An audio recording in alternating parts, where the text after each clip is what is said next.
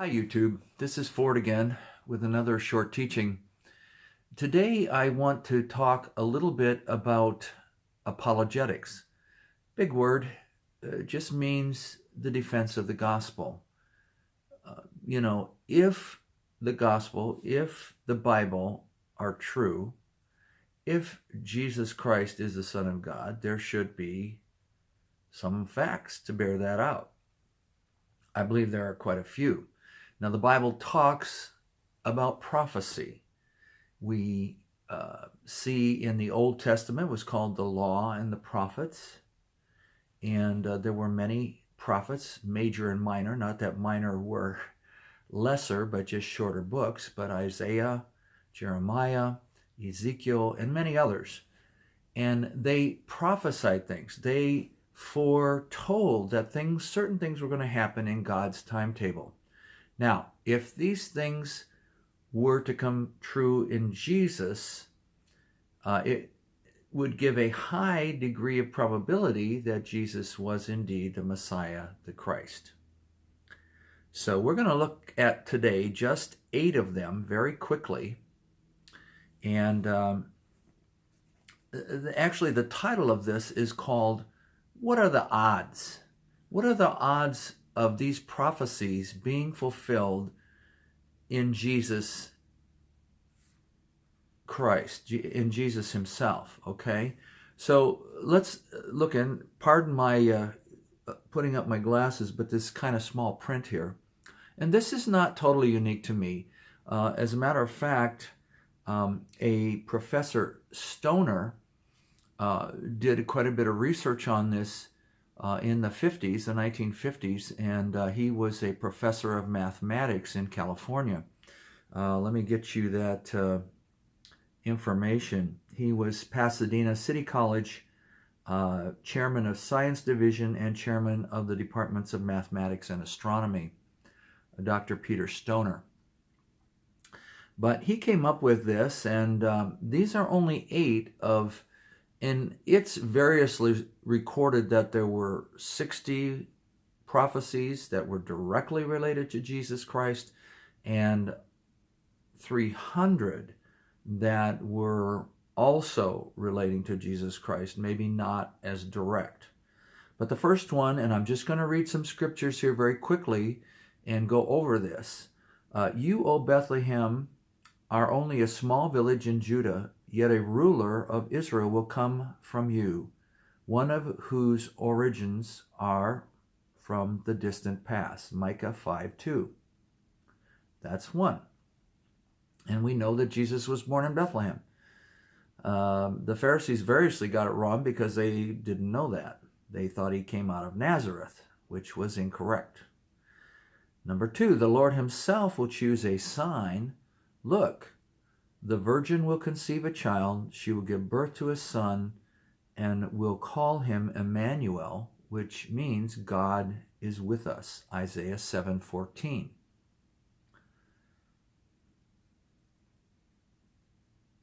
Number 3, the Messiah would be from the lineage of David, King David. And I'm not going to read all of these because it would get too long, and you can look some of these up yourself, but that's from Jeremiah 23:5, with its fulfillment found in Luke 3:23 and 31.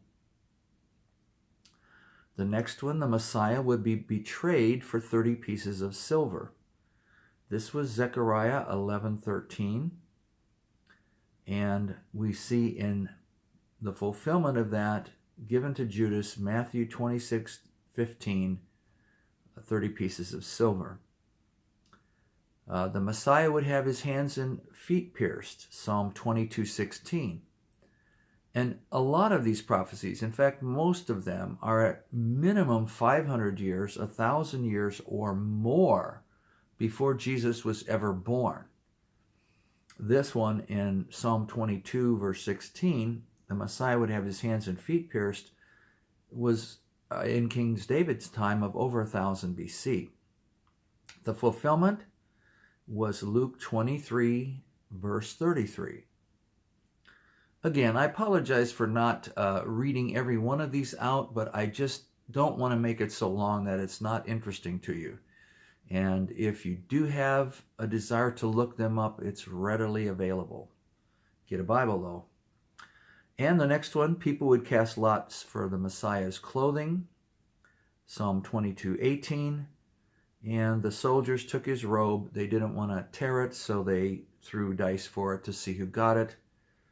John 19:23 and 24. The Messiah would appear riding on a donkey, Zechariah 9:9.